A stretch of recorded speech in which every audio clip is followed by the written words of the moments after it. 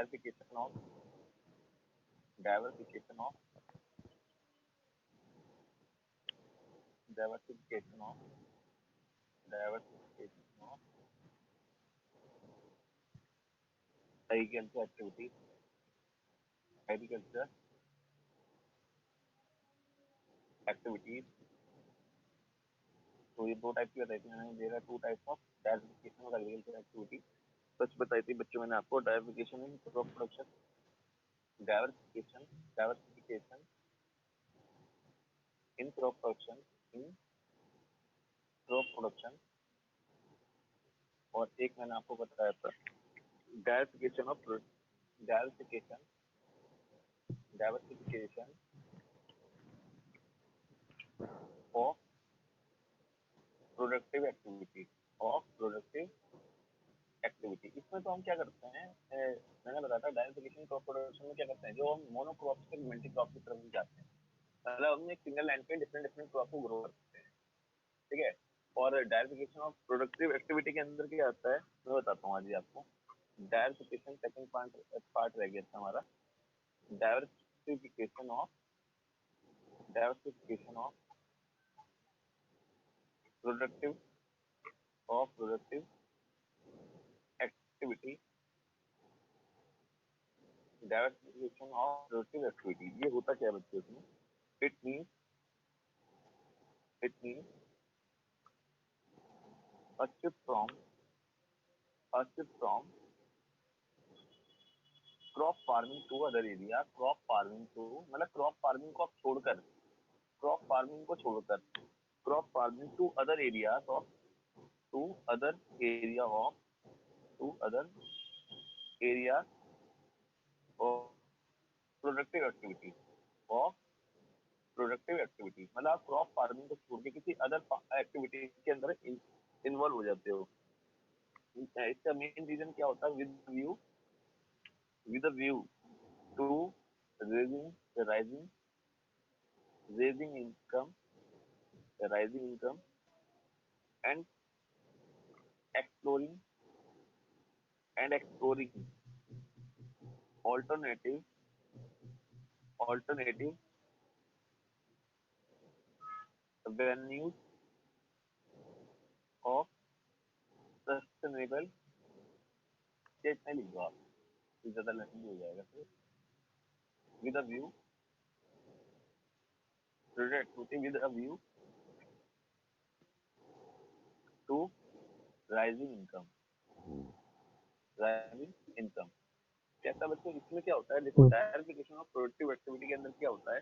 देखिए मैंने आपको दो टॉपिक बताए थे डायवर्सिफिकेशन ऑफ एग्रीकल्चर एक्टिविटी के अंदर। इसके अंदर दो फैक्टर होते हैं। जो फर्स्ट फैक्टर होता था इसके अंदर क्रॉप का हम प्रोडक्शन करते थे, मोनोक्रॉप से मल्टीपल क्रॉप में चले जाते थे।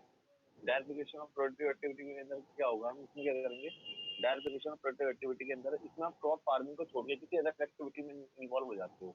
जैसे फार्म सेक्टर में आपने सुने होंगे कि हस्बेंड्री या पोल्ट्री फार्म है ना, या फिशरी, तो इन सब में आप इन्वॉल्व हो जाते हो, हॉर्टिकल्चर, इन सब में आप इन्वॉल्व होना स्टार्ट हो जाते हो। तो ये सारा का सारा कितना आ जाता है बेटा, डायवर्सिफिकेशन ऑफ प्रोडक्टिव एक्टिविटी में हो जाता है, डायवर्सिफिकेशन ऑफ प्रोडक्टिव एक्टिविटी में हो जाता है। ये मैंने आपको ये वाला जो टॉपिक मैंने कहा है ना, ये वाला टॉपिक काफी बुक के अंदर दिया है, काफी में नहीं दिया है, लेकिन हमने डिस्कस कर लिया है।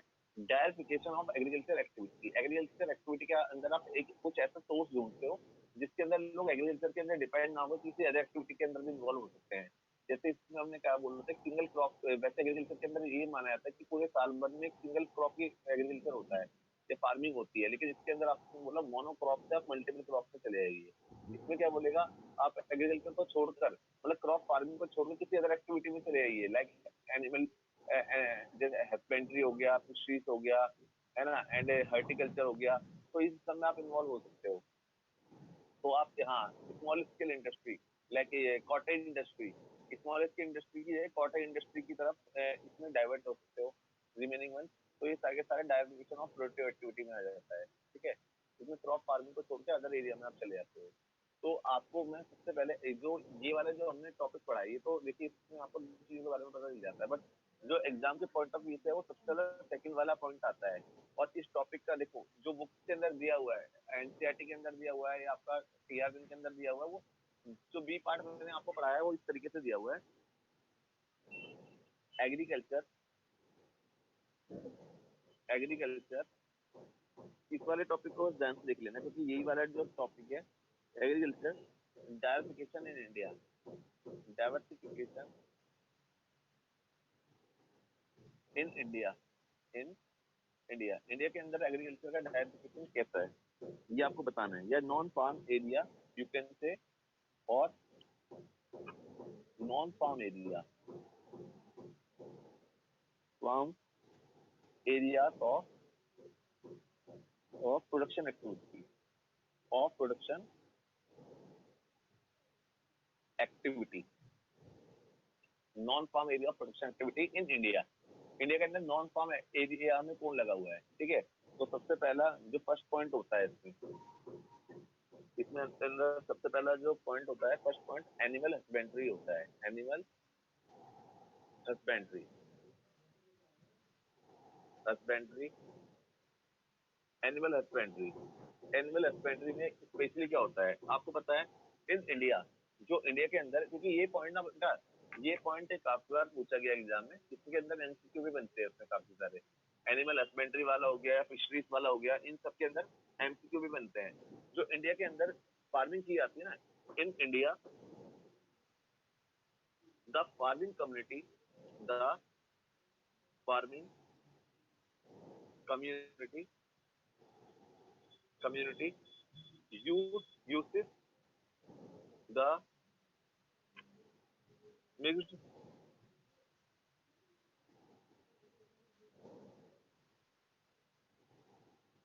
mixed animal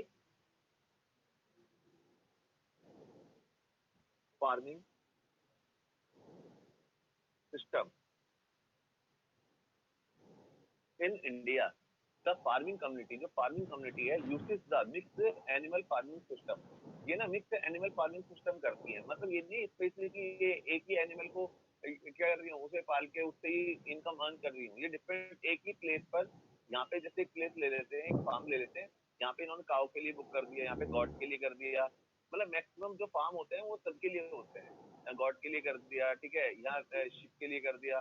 तो एक ही प्लेस पर वो क्या करते हैं, मिक्स एनिमल फार्मिंग सिस्टम को अडॉप्ट करते हैं। इंडिया के अंदर जो जो फार्मिंग कम्युनिटी है, फार्मिंग कम्युनिटी ये मिक्स को ज्यादा इंकरेज करती है। वैसे आप ये बोल सकते हो काफी तो सर काऊ को ही करते हैं, काफी तो बफेलो को करते हैं, नहीं। इंडिया के अंदर मैक्सिमम जो फार्मिंग करते हैं वो इन सबके साथ मिक्स करते हैं।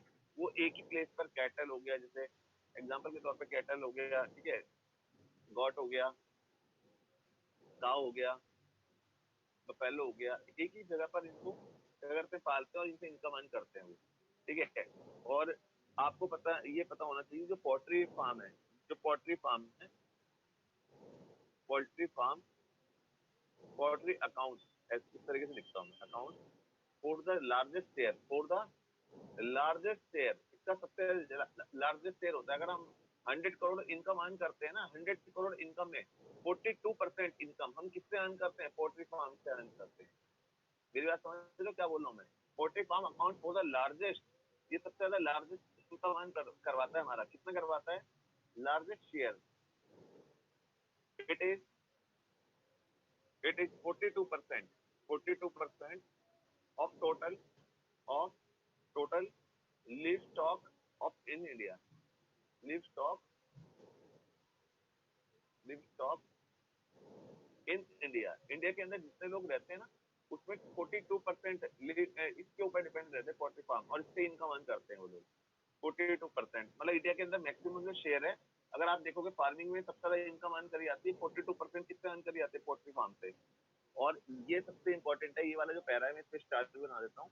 इंडिया ने 1966 में, 1966 में इंडिया ने क्या अडॉप्ट किया था, इंडिया ने अडॉप्ट किया था ऑपरेशन फ्लड,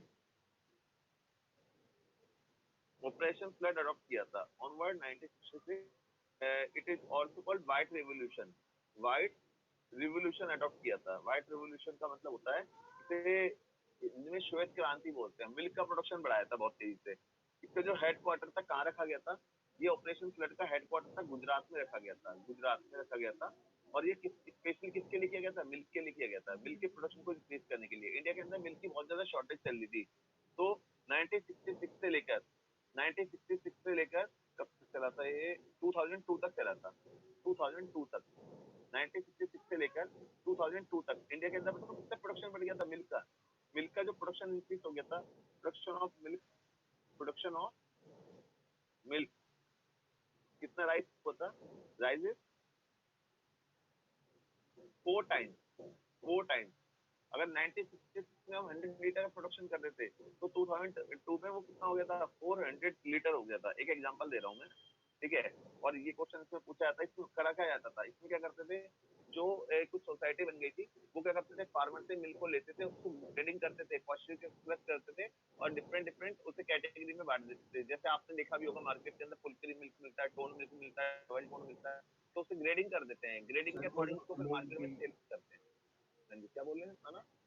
सर मैं कह रहा था अमूल की कॉर्पोरेटिव सोसाइटीज थी ना उस टाइम पे।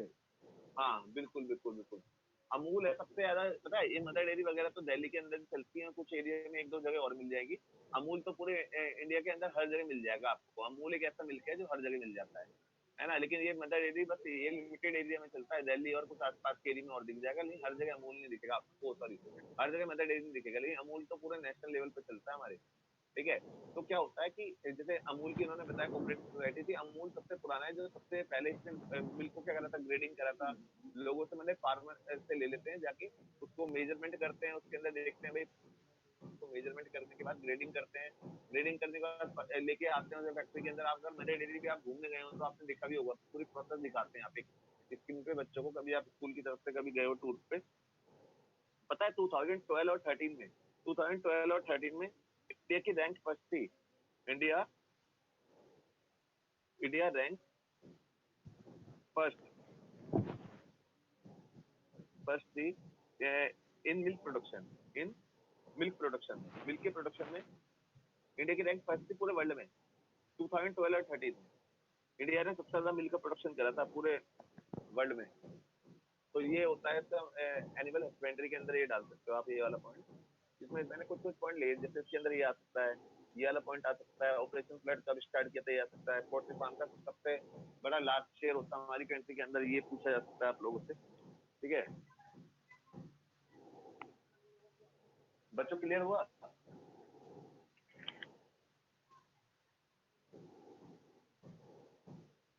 Yes sir. चलिए एक मिनट, एक मिनट पानी पी लो।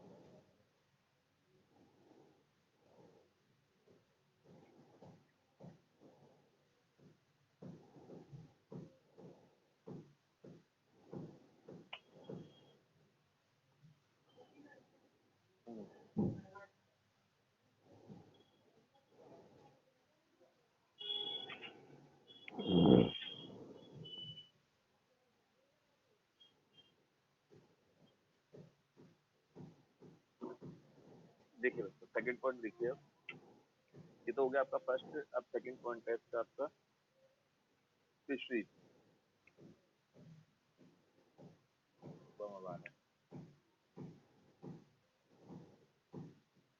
ये फर्स्ट पॉइंट हुआ है बच्चों अभी इसका, ठीक है। अब ये सेकंड पॉइंट बता रहा हूँ।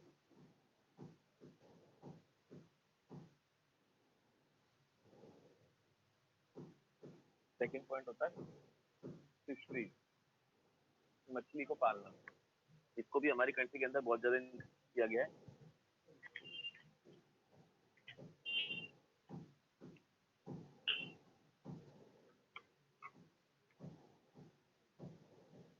हमारी कंट्री के अंदर फिशिंग कम्युनिटी है, फिशिंग कम्युनिटी सर आपने रिगार्ड फिशर्स लिखा सेकंड पॉइंट। फिशर, मैंने शायद स्पेलिंग गलत कर दी है, एक मिनट रुको दोबारा लिख देता हूँ।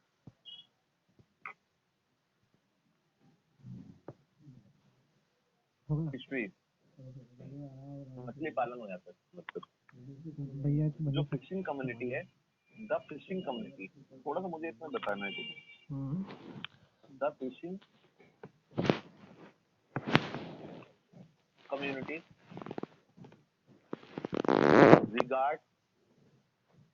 regard the water body as mother, जो फिशिंग कम्युनिटी है ना, वो वाटर बॉडी को अपनी माँ के तरीके से मानते हैं। जो जो फिशिंग कम्युनिटी है, जो मछुआरे लोग हैं इंडिया के, वो बेटा वाटर बॉडी को अपनी मदर की तरीके से ट्रीट करते हैं। वाटर बॉडी के अंदर क्या क्या आ जाता है, वाटर बॉडी के अंदर क्या क्या चीजें आ जाती है, इसमें लेक आ जाएगी, सीस आ जाएंगे, सी आ गया, ओशियंस आ गए, है ना, पॉन्ड्स आ गए, तालाब वगैरह हो गए। इन सबको ये अपनी मदर की तरह ट्रीट करते हैं। क्यों ट्रीट करते हैं? क्योंकि इनसे इनको इनकम मिलती है भाई, इससे तो इनकम अर्न करते हैं ये लोग। जो ये कम्युनिटी है पूरी की पूरी इनकम किससे अर्न करते हैं? किसी से अर्न करते हैं, कोई यहीं से ये किसको फिशिंग करते हैं, है ना। जो भी जितने भी रहने वाले जीव है जो इसमें रहते हैं बेटा, जितने भी एनिमल वगैरह ना, जो भी फिश हो गई या ऑक्टोपस, मतलब जितनी भी चीजें आती हैं, सबको ये यहीं से कलेक्ट करते हैं और उसको मार्केट में सेल करते हैं। ठीक है, इंडिया की जो रैंक है ना फिश के प्रोडक्शन में पूरे वर्ल्ड में, वो सेकंड लार्जेस्ट है। इंडिया रैंक, अगर मैं लिखना चाहूँ इंडिया की जो रैंक है, ये एमसीक्यू में आ जाता है question. India rank second in world fish production. Fish के प्रोडक्शन में इंडिया की जो रैंक है वो सेकंड है पूरे वर्ल्ड में, ये आपको पता होना चाहिए। और ये 2012 और 13 का डेटा है। और इंडिया के जीडीपी में, जो इंडिया के जीडीपी में कंट्रीब्यूशन है, टोटल फिश प्रोडक्शन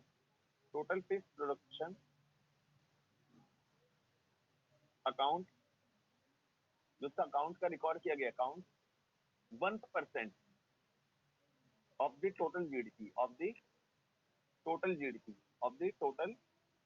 जितनी हमारी टोटल फिश का प्रोडक्शन हम करते हैं पूरे साल में, और जितनी हम उससे इनकम अर्न करते हैं, तो वो 1% है पूरे जीडीपी। यदि हम 100 करोड़ इनकम अर्न करते हैं, 100 करोड़ में से 1 करोड़ किससे अर्न करी जाती है? फिश से अर्न करी जाती है हमारी कंट्री के अंदर। और जो कुछ स्टेट है इंडिया के जो सबसे ज्यादा फेमस है, ये किसके लिए? फिशरीज के लिए, जिसमें केरला हो गया। स्टेट कौन कौन से फेमस है? केरला, जहाँ याद कर लेना सब, जहाँ पे टच होता है, सी जहाँ पे टच होते हैं वो कौन से एरिया है? केरला हो गया, और बताओ सर। वेस्ट बंगाल हो गया, महाराष्ट्र, गुजरात तो बहुत ज्यादा फेमस है फिशरी के लिए। और महाराष्ट्र में तो सबसे ज्यादा फिशिंग कम्युनिटी रहती है पूरे वर्ल्ड के अंदर, मतलब वर्ल्ड के अंदर बोले तो, मतलब इंडिया के अंदर, सॉरी मैं वर्ल्ड से कंपेयर कर रहा हूँ उसको। महाराष्ट्र हो गया, तमिलनाडु हो गया, आंध्र प्रदेश भी हो गया। लेकिन ये 4 स्टेट ऐसे हैं जहाँ सबसे ज्यादा फिशिंग की जाती है, तो ये चारों स्टेट बहुत ज्यादा फेमस है। ठीक है बच्चों,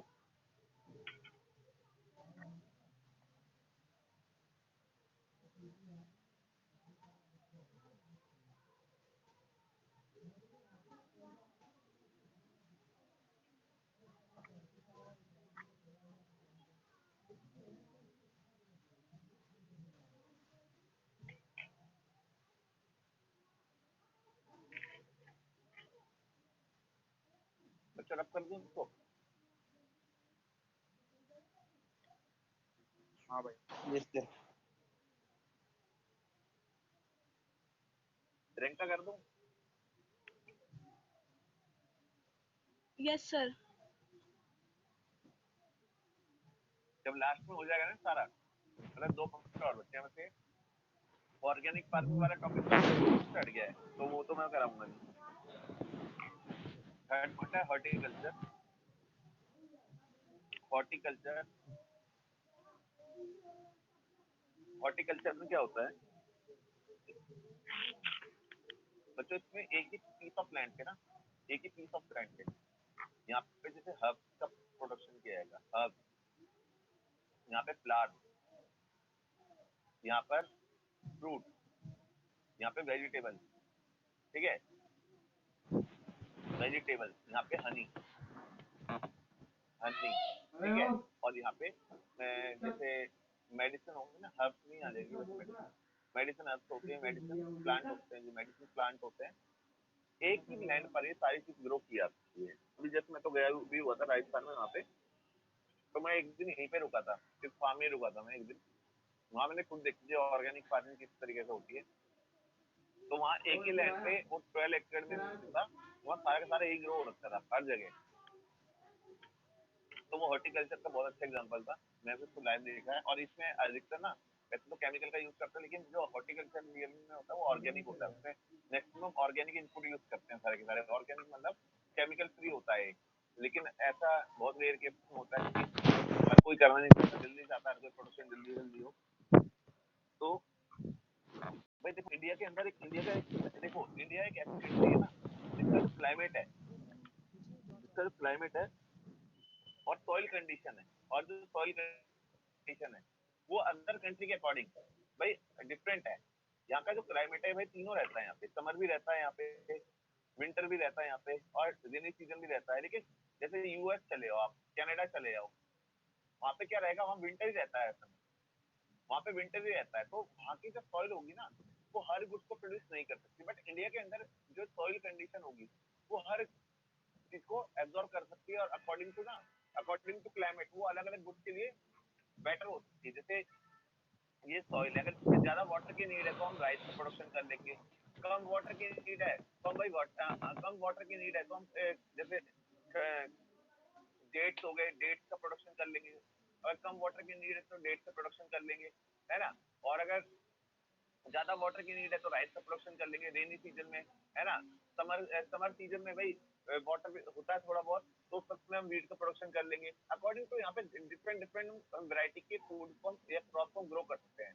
बट यूएसए में या कुछ ऐसी कंट्री है जहाँ पे बहुत, अफ्रीका हो गया जैसे, वहाँ पे आप हर चीज का प्रोडक्शन नहीं कर सकते।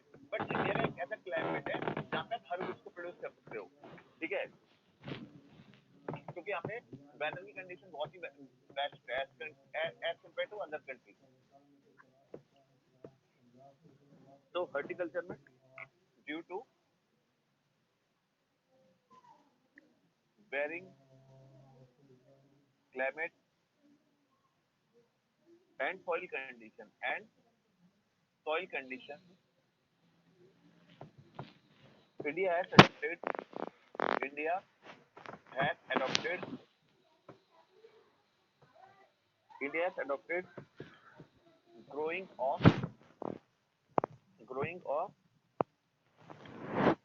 diverse horticulture crops such as fruit, vegetable, flowers, ठीक है बच्चों, medicine herb etcetera, herb etcetera डाल देता हूँ मैं इसमें। इन सबका प्रोडक्शन वो एक ही प्लेस पे करता है। स्पाइसेस भी देख सकते हो, स्पाइसेस बहुत ज्यादा स्पाइसेस का प्रोडक्शन होता है इंडिया में, ठीक है। कहता है यहाँ पे जो सबसे इम्पोर्टेंट जो पैरा है वो ये वाला पैरा होगा। 1991 से लेके 2003 तक इंडिया ने एक रिवोल्यूशन अडॉप्ट किया था जिसका नाम था गोल्डन रिवोल्यूशन।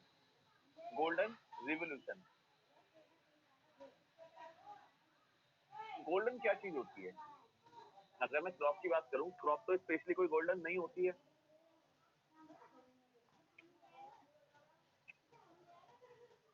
अगर किसी को आपसे पता हो गोल्डन क्या चीज होती है, गोल्डन होता है हनी। तो हनी के प्रोडक्शन को इंकरेज करने के लिए गोल्डन रिवोल्यूशन को अडॉप्ट किया था। बस उन्होंने हनी का प्रोडक्शन नहीं करा था।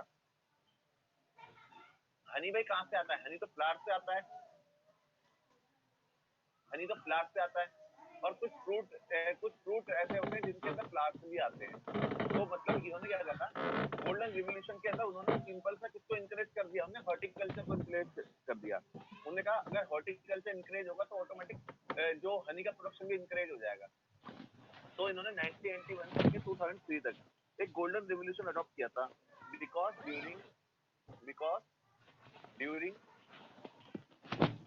दिस पीरियड, इस पीरियड के अंदर क्या हुआ था, this period the plan investment, जितने भी plan investment in the horticulture in horticulture become highly productive. इस समय इस पे इतनी इन्वेस्टमेंट की गई थी कि हॉर्टिकल्चर बहुत हाईली लेवल पे प्रोडक्टिव हुआ था, बहुत ज्यादा प्रोडक्शन हुआ था इसमें, ठीक है। इससे बहुत ही तेज से इंक्रीज हुआ था। और इसमें जो मेन सोर्स क्या था, वैसे गोल्डन रिवोल्यूशन, देखिए golden revolution become during this period, इस पीरियड के अंदर गोल्डन रिवोल्यूशन को अडॉप्ट किया था। The plan investment in the horticulture, जो मैक्सिमम जो इन्वेस्टमेंट की गई थी वो किसमें की गई थी, हॉर्टिकल्चर में की गई थी, बिकॉज हाईली प्रोडक्टिव, इसका प्रोडक्टिव बहुत ज्यादा हाई हो रहा था। प्रोडक्टिव किसका हाई हो रहा था, वो आपको बताई दिया मैंने, फ्लावर्स हो गया, फ्रूट हो गया, वेजिटेबल हो गया, इन सबका जब प्रोडक्शन हाई होने लगा था तो इससे हनी का भी प्रोडक्शन बढ़ने लगा था, क्योंकि हनी को एक्वायर करने के लिए कितनी नीड होती है, सबकी नीड होती है ना। तो हॉर्टिकल्चर का प्रोडक्शन बढ़ने के साथ साथ हनी का प्रोडक्शन बहुत तेजी से इंक्रीज हुआ था इंडिया में। इसमें आप ये डाल सकते हो। और इंडिया जो लार्जेस्ट ये इसके थ्रू ही इंडिया ने, आपको पता है India is the largest producer of India is the largest producer of India, किसका largest producer of mango, mango banana banana हो गया, कोकोनट हो गया, कैश्यू हो गया, पपाया हो गया, एंड इनका बच्चों लार्जेस्ट प्रोड्यूसर है एंड ऑल्सो एक्सपोर्टर। इनको एक्सपोर्ट भी इंडिया ही सबसे लार्जेस्ट लेवल पे करता है। मतलब बनाना, कोकोनट, कैश्यू, पपाया, इन सबको, मैंगो को इंडिया सबसे लार्जेस्ट लेवल पे प्रोडक्शन तो करता ही है, साथ में बच्चों उसको एक्सपोर्ट भी करता है इंडिया।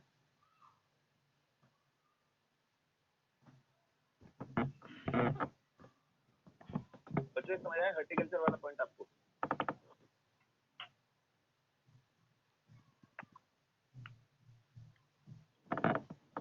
नमन, हाँ भाई आज अभी चारों पॉइंट एक साथ पूछूंगा मैं, बस लास्ट वाला पॉइंट और बता दूं, फिर चारों पॉइंट एक साथ पूछूंगा आप लोगों से,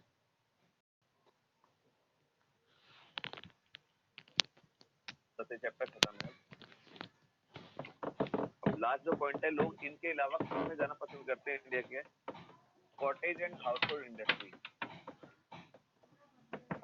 cottage and household industry, household industry, cottage and household industry क्या होती है? अच्छा, एक आपने स्मॉल इंडस्ट्री पढ़ी थी और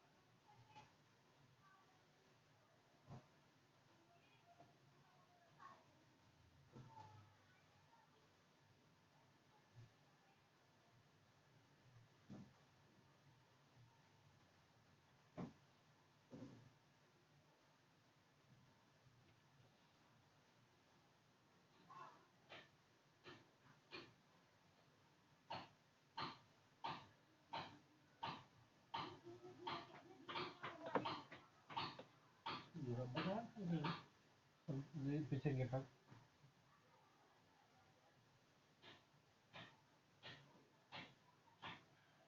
कोई जुड़ा आदमी ना कोई जुड़ा अरे देखा जुड़ा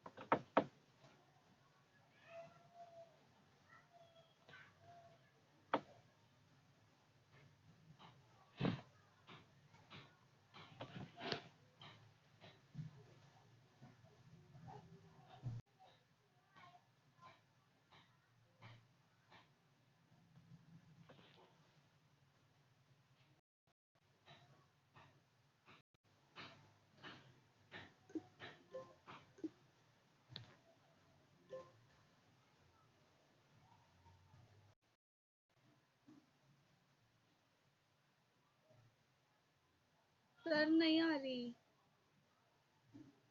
बेटा मैं बोलूंगा जल्दी आएगी आवाज, अभी मैं बोल नहीं रहा हूँ।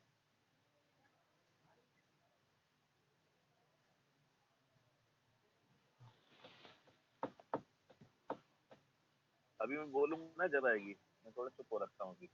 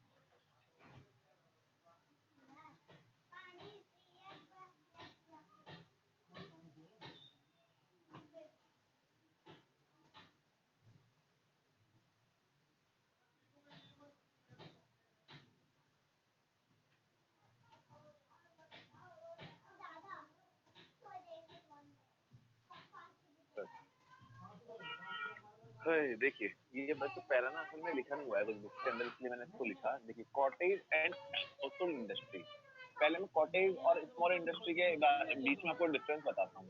जो स्मॉल इंडस्ट्री आपने पढ़ी थी ना, जो चैप्टर हमने सेकंड या थर्ड कराया था, तो उसके अंदर स्मॉल सेक्टर इंडस्ट्रियां करी थी। स्मॉल सेक्टर इंडस्ट्री क्या होती है? स्मॉल सेक्टर इंडस्ट्री होती है जिसमें जो लेबर होते हैं ना, काम करने वाले लेबर होते हैं, मोर देन 10 होते हैं, मोर देन 10 होते हैं, और उनकी जो वेल्थ भी लगी होती है वो 5 करोड़ से ऊपर होती है। उनकी मिनिमम 5 करोड़ रुपए इन्वेस्टमेंट होनी ही चाहिए। बट जो कॉटेज इंडस्ट्री होती है, हाउसफुल इंडस्ट्री होती है, फैमिली के मेंबर के थ्रू चलाई जाती है। इसमें लेस देन 10 लोग होते हैं, घर के अंदर जो काम करने वाले लोग होते हैं लेस देन 10 होते हैं। एक बच्चा मेरे से फालतू क्वेश्चन करने लगा, सर अगर हम बाहर से 2-3 लोग को रख लेते हैं और सारे लोग घर के लगे होते हैं तो क्या इंडस्ट्री होगी? तो मैंने बोला यार अब उस क्वेश्चन के अंदर तो कंडीशनें डालेगा, तो इसके लिए कॉटेज इंडस्ट्री वो मानी जाती है जो छोटे लेवल पे काम करती है, इसमें फैमिली के लोग होते हैं। जैसे आप कभी गांव के अंदर जाते हैं तो गांव के अंदर ना अगर कोई अगर आप उसे गांव वगैरह जाता होगा तो उधर देखता होगा वहाँ एक घर फेमस होता है किसी काम के लिए कि उस घर पे वो चीज मिल जाएगी, उस घर पे वो चीज मिल जाएगी, वो उसका ट्रेडिशनल काम है। तो कहता है this are the traditional source of non farm production activity in rural area. ये ट्रेडिशनल सोर्स चला रहा है नॉन फार्म का, मतलब जो लोग फार्मिंग नहीं करते वो इन कामों में इंगेज रहते हैं, है ना। जैसे किसी अलग अलग काम होते हैं हर किसी के, वो हर कोई बंदा रूरल एरिया के अंदर ना हर घर एक स्पेशल काम के लिए फेमस होता है। हर घर तो नहीं बोलूंगा, बट कुछ घर क्या होते हैं गांव के अंदर कुछ स्पेशल काम के लिए फेमस होते हैं, उनका वही काम होता है जो उसके अलावा कोई दूसरा व्यक्ति वो कोई काम नहीं करेगा, कोई और पर्सन वो सेम काम नहीं करेगा। तो ये ट्रेडिशनल सोर्स होता है नॉन फार्म प्रोडक्शन एक्टिविटी का, और इसमें फैमिली मेंबर ही लगे होते हैं। कॉटेज और हाउस इंडस्ट्री के अंदर फैमिली मेंबर इंगेज होते हैं।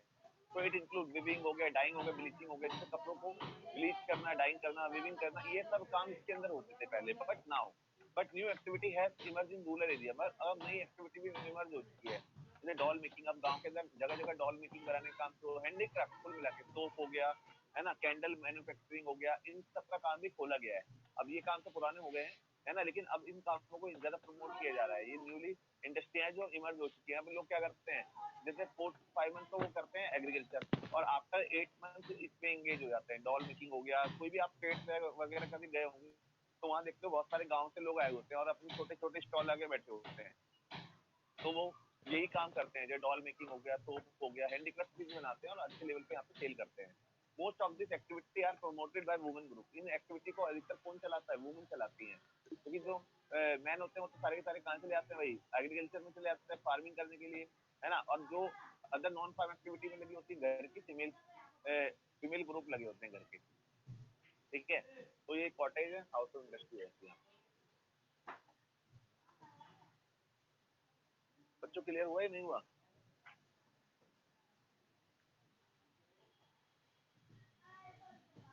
कितने आए समझ में? Yes sir. अच्छा जी, मानव आया बेटा? खुशी? Yes yes sir. चलिए,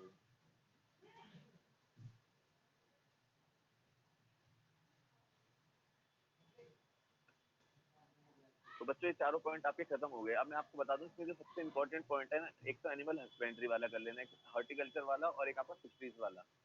ये 3 पॉइंट सबसे इंपॉर्टेंट है पूरे जो आपने अभी तक पढ़ा है ना नॉन फार्म एक्टिविटी के अंदर, वो 3 पॉइंट बहुत इंपॉर्टेंट है। एक पॉइंट तो आपने पढ़ा है वही क्या कहते हैं, एनिमल हस्बेंड्री वाला हो गया, सेकंड फिशरीज वाला और थर्ड हॉर्टिकल्चर वाला। इन तीनों में से एक पॉइंट भी 4 मार्क्स का आ जाता है कई बार एग्जाम, तो आप देख लेना। और ऑर्गेनिक वाला टॉपिक तो आपका हट चुका है कोर्स से, ऑर्गेनिक वाला ये आउट ऑफ सिलेबस हो चुका है, ऑर्गेनिक फार्मिंग वाला, जबकि ये बहुत ही अच्छा टॉपिक हुआ करता था। वैसे ऑर्गेनिक फार्मिंग के बारे में नॉलेज सबको ही होगी। किसी भी फार्म लैंड पर आप केमिकल इनपुट की जगह, केमिकल इनपुट होते हैं ना, केमिकल इनपुट होते हैं, जैसे क्या क्या हो गया इसमें, फर्टिलाइजर हो गया, ठीक है, पेस्टिसाइड हो गए, पेस्टिसाइड, इंसेक्टिसाइड, इन सब की जगह आप किसका यूज करते हो, ऑर्गेनिक इनपुट का यूज करते हो, ऑर्गेनिक इनपुट का यूज करते हो, लाइक मैन्योर, मैन्योर हो गया, सीड्स हो गए, ट्रेडिशनल सीड्स हो गए, और जो पेस्टिसाइड वगैरह होते हैं वो नीम से बने हुए होते हैं, नीम से बने हुए पेस्टिसाइड होते हैं, नीम पेस्टिसाइड हो गए, नीम से बनी हुई मेडिसिन होती है जिसको डाला जाता है, नीम से बनी हुई मेडिसिन होगी जिन्हें क्रॉप को डिसीज से प्रोटेक्ट किया जाता है। इन सबके इनपुट के द्वारा जब आप फार्मिंग करते हो it is known as organic farming. ये ऑर्गेनिक फार्मिंग होती है। ये वाला हमारे कोर्स का हट चुका है, लेकिन मैं थोड़ा सा इनको दे दिया इसका क्या होता है ऑर्गेनिक फार्मिंग, ठीक है। इसके मेरिट डिमेरिट भी आप ये तो बहुत सिंपल टॉपिक है। अगर ऑर्गेनिक चीजें हो रही होंगी तो हेल्थ के लिए बहुत अच्छा फूड होगा, हेल्दी फूड होगा, है ना, ये चीप होता है, इसे कोई भी फार्मर इनकी इसके थ्रू फार्मिंग कर सकता है। ऑर्गेनिक फार्मिंग कोई भी एक फार्मर कर सकता है बहुत ईजी, क्योंकि ये बहुत ज्यादा एक्सपेंसिव नहीं होते इनपुट, ठीक है। और थर्ड होगा आपका क्या कहते हैं, ऑर्गेनिक इनपुट हो गया, और ये इन्वायरमेंटल फ्रेंडली होते हैं। ये इन्वायरमेंट को कुछ नुकसान नहीं पहुंचाते किसी भी तरीके से, इन्वायरमेंटल फ्रेंडली होते हैं ये इनपुट, ठीक है। इसके लॉस क्या हो जाते हैं, ये भाई बहुत ज्यादा एक लंबी प्रोसेस है, इसमें बहुत ज्यादा टाइम लगती है प्रोसेस। ऑर्गेनिक जो फार्मिंग की प्रोसेस है, जो केमिकल वाला प्रोडक्ट होगा वो तो आप विद इन 3 मंथ के अंदर रेडी हो जाता है, बट ऑर्गेनिक फार्मिंग को एक इसमें लंबा टाइम लगता है, ठीक है, क्रॉप प्रोड्यूस होने में, ठीक है। और दूसरी चीज इनकी जो ये पेरिशेबल नेचर के होते हैं, बहुत जल्दी खराब हो जाते हैं। जो केमिकल वाले होते हैं उनकी तो लाइफ थोड़ी ज्यादा होती है, इनकी लाइफ बहुत शॉर्ट लाइफ लिखते हैं, इसकी एडिंग बना सकते हैं शॉर्ट लाइफ। और ये एक्सपेंसिव होते हैं, इसे एक जो कहते हैं ना कोई एक आम आदमी इसको नहीं खरीद सकता, ये थोड़ा एक्सपेंसिव होते हैं क्योंकि इनको प्रोड्यूस करने में बहुत ज्यादा टाइम लगता है, तो इनकी कॉस्ट भी ज्यादा आ जाती है। कॉस्ट मतलब प्रोड्यूस करने की कॉस्ट ज्यादा नहीं आती, क्योंकि भाई जो काम एक 3 मंथ का काम 6 मंथ में होता है, तो अकॉर्डिंग टू उसके प्राइस बहुत हाई हो जाते हैं, इसे लोकल पर्सन कोई भी इसको परचेस नहीं कर सकता। तो ये इसके मेरिट डिमेरिट होते हैं, क्योंकि मैंने ओरली आपको बता दिया थोड़ा सा, बट आप लोग अपनी बुक से पढ़ना चाहते हो तो पढ़ लेना, बट ये आउट ऑफ सिलेबस हो गया है, तो बच्चे चैप्टर आपका फिनिश हो गया है। अब आप मुझे उसको एक्सप्लेन कर दो थोड़ा सा, अगर करना चाहो तो, 12 मिनट नहीं तो फिर नेक्स्ट चैप्टर में स्टार्ट 12 मिनट 10-12 मिनट यार क्लास चलता है हमारा। इस चैप्टर में आपने क्या क्या पढ़ा है? 10-12 मिनट और क्लास चलेगा। अभी 5 कहाँ बजा पूरा।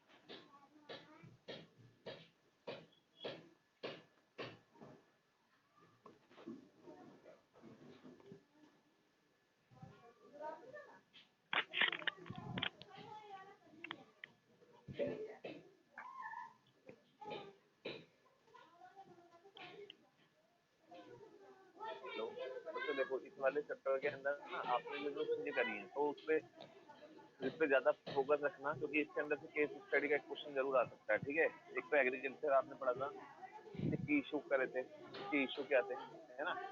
एग्रीकल्चर आपने रूरल डेवलपमेंट करा था, रूरल डेवलपमेंट करा था, और फिर की इशू पढ़े थे आप। ठीक है जी, की इशू पढ़े थे, की इशू क्या होते हैं। ठीक है, फिर आपने रूरल ट्रेड पढ़ा था, रूरल ट्रेड करा था। ठीक है जी, और फिर आपने टाइप करे थे, फिर सोर्स करे थे आपने, फिर एग्रीकल्चर मार्केटिंग करी थी आपने। एग्रीकल्चर मार्केटिंग के अंदर फिर ऑल्टरनेटिव वाला भी टॉपिक करा था हमने, और ये लास्ट नॉन फार्म वाला आज हमने करा है। तो ये पूरा कंप्लीट हो जाता है हमारा। इन पॉइंटों को सब बच्चे अच्छे से देख लेंगे। आज की जो पीडीएफ होगी वो मैं आपको सेंड कर दूंगा, और आप लोग ना एक बार जो आपके पास कोई भी राइटर की बुक है, एक आप उससे भी थोड़ा इसको देख करो। जब उससे देखोगे तो आपको आगे के लिए बहुत अच्छा हो जाएगा। और आपका एग्रीगेट डिमांड वाले चैप्टर का टेस्ट है, एडी वाला जो चैप्टर कराया था ना, मैं नोट्स भेज रखे हैं उसके मैंने ग्रुप में, सिर्फ एडी वाले चैप्टर का टेस्ट होगा। ये टेस्ट आपका 1 आवर का होगा इस बार। ये टेस्ट होगा आपका सैटरडे को होगा, क्योंकि संडे को मैं टेस्ट दे रहा था, लेकिन संडे को आपकी वो क्लास, संडे को शायद एपीएल है अकाउंट वाले बच्चों का, तो इसलिए अगर संडे को एपीएल नहीं हुआ तो संडे को टेस्ट ले लेंगे, सैटरडे को क्लास ले लेंगे। नहीं तो फिर हम संडे को क्या करेंगे, अगर एपीएल है सर एपीएल नहीं छोड़ सकता कभी है सर, एपीएल नहीं छोड़ सकते सर कभी। नहीं एपीएल छोड़ने के लिए नहीं बोल रहा कुछ मैं भाई, मैं बस पूछ रहा हूँ अगर संडे को एपीएल नहीं हुआ, क्योंकि शायद ना डेट सर ने एक्सटेंड बता रहे थे बच्चे की, सर डेट एक्सटेंड कर रहे हैं शायद। अब मुझे नहीं पता भाई, अभी मैं कुछ नहीं पता, मैं पूछ रहा हूँ। अगर ऐसा कुछ होता नहीं तो सैटरडे आपका एडिट डिमांड का टेस्ट होगा, उसे अच्छे से रेडी कर लेना आप लोग। ठीक है, और क्या कहते हैं, फिर आपकी क्लास में मैं संडे को इवनिंग में ले लूंगा, या तो संडे को इवनिंग में क्लास ले लूंगा। अगर आप सारे बच्चे ज्वाइन होने के लिए रेडी रहोगे तो आ जाना, मैं जैसा भी होगा आपको अपडेट दूंगा। बट सैटरडे को आप लोग पहले टेस्ट दो अच्छे से। ठीक है, ठीक है सर। अच्छा जी। अब जैसे ना बेटा नेक्स्ट चैप्टर देखो, अब आपके इंडियन इको के अंदर जो चैप्टर हो रखे हैं सारे ऑलमोस्ट आपके जितने चैप्टर उनके उनका ह्यूमन कैपिटल फॉर्मेशन हो गया, उनके 3 चैप्टर बचे हुए हैं इंडियन इको में। और अब मैक्रो के अंदर मैंने एक चैप्टर कराया उनको, जैसे मैंने एडी वाला चैप्टर कराया था ना आपको, एडी वाला कराया था, फिर उसके बाद मैंने इक्विलिब्रियम का चैप्टर भी कराया था आपको। उसके बाद नेक्स्ट चैप्टर है, इस चैप्टर का नाम है इन्वेस्टमेंट मल्टीप्लायर। ये चैप्टर उन बच्चों का हो चुका है, ये चैप्टर 2 क्लास में हो जाएगा कंप्लीट। इन्वेस्टमेंट मल्टीप्लायर का चैप्टर है, मैं थोड़ा इंट्रो करा देता हूँ, फिर डिटेल में आपको नेक्स्ट क्लास में बताऊंगा। इन्वेस्टमेंट मल्टीप्लायर होता क्या है, ये पहले कॉन्सेप्ट किसने ड्राइव किया था, प्रोफेसर केन्स ने करा था, तो उनका नाम ध्यान रखना है, 1 मार्क्स में आ जाता है। इन्वेस्टमेंट मल्टीप्लायर किसने ड्राइव